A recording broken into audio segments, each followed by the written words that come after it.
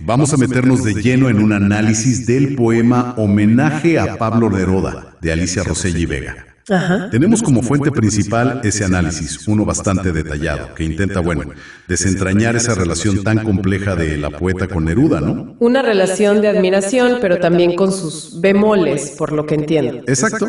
La misión de hoy, entender cómo el poema teje esa admiración, que es casi reverencial, con una frustración creativa muy palpable. Y también una conexión que parece ir más allá, como espiritual. El análisis que leímos revela un tono muy personal, vulnerable incluso. Sí, muy íntimo. Bueno, a ver, empecemos a desglosar esto. Dale. Para arrancar, el estudio que tenemos señala algo interesante. La poeta le habla a Neruda de tú a tú, ¿no? Como si estuvieran conversando. Sí. Y usa sus distintos nombres, Ricardo, Neftalí y al final Pablo de Chile.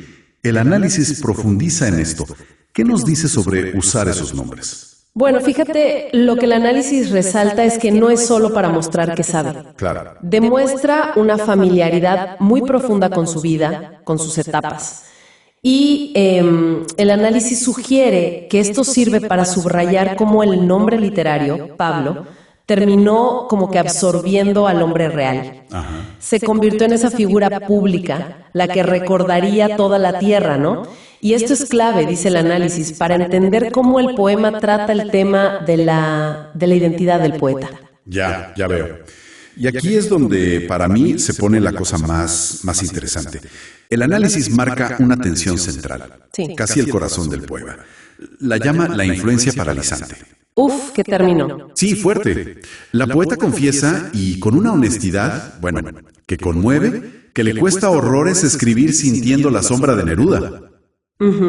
Llega a preguntar, ¿cómo hablar de amor si tú ya escribiste? O sea, siente que sus propios versos, no pueden emular al maestro.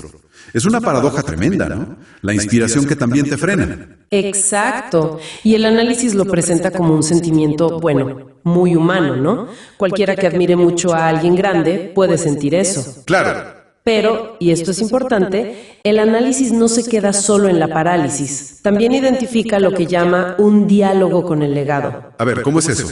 Pues piensa en esas imágenes que usa. El libro de Neruda abierto, sobre mi mesa.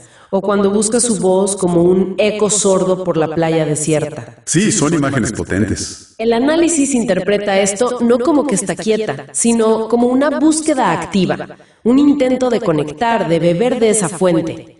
Pero no para copiarla, sino para conversar con ese legado. Entiendo. O sea, no es solo sentirse pequeña, sino también intentar activamente. Eso. Una conexión. Y el poema, según este estudio, incluso amplía el foco, ¿verdad? Porque conecta a Neruda con Lorca. Ajá, con Federico García Lorca, otro adorado poeta, como dice. Los une diciendo que compartían un legado de palabras de amor y palabras libres. ¿Qué aporta esa conexión, según el análisis? Pues, si miramos el cuadro completo que pinta el análisis, esta conexión como que eleva el homenaje.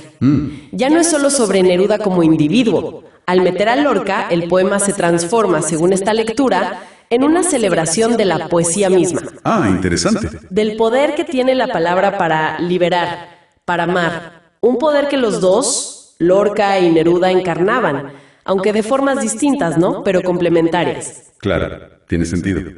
Y el poema llega a un clímax con una escena muy vívida, que el análisis también resalta mucho. La de Isla Negra, ¿cierto? Esa misma. La experiencia personal en Isla Negra. La poeta cuenta que estuvo ahí físicamente y describe cómo sintió que su propia voz reverberó contra el paisaje. ¡Qué imagen! Y que sintió como una bienvenida. Es fuerte. Sí, es un momento clave. El análisis lo ve como un punto de quiebre casi. Como si la poeta ahí reclamara una conexión que va más allá de los libros, ¿sabes? Sí. Se vuelve algo vivido, experiencial.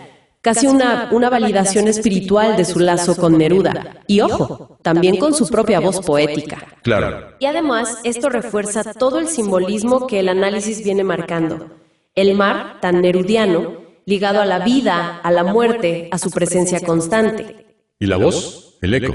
Exacto, esa metáfora de la voz y el eco, que representa la influencia que perdura, pero también la chance de que haya una respuesta propia, ¿no? Ajá. Y esto, claro, nos lleva a preguntarnos cómo se maneja internamente una influencia tan gigante. Entonces, resumiendo un poco, ¿qué nos dice todo esto en conjunto? Si seguimos la línea del análisis, Pues, el poema termina siendo una confesión muy sincera. totalmente. Muestra lo que es admirar a un titán como Neruda y al mismo tiempo estar luchando por afirmar tu propia voz creativa bajo esa sombra tan inmensa. En esencia, yo creo que el análisis nos ayuda a ver que este poema es mucho más que un simple tributo, ¿no? Es como la crónica íntima, muy emotiva, de una poeta lidiando con las dos caras de la inspiración. Claro. Esa fuerza que te empuja, pero que a la vez te puede intimidar muchísimo cuando te enfrentas a un legado tan vasto como el de Neruda. Y eso nos deja con una pregunta flotando, ¿no? Basada en esa tensión que el análisis describe también. ¿Hasta qué punto esa admiración, esa devoción casi por los grandes creadores, puede llegar a ser un obstáculo para la propia chispa creativa? En lugar de ser solo el combustible. Exacto.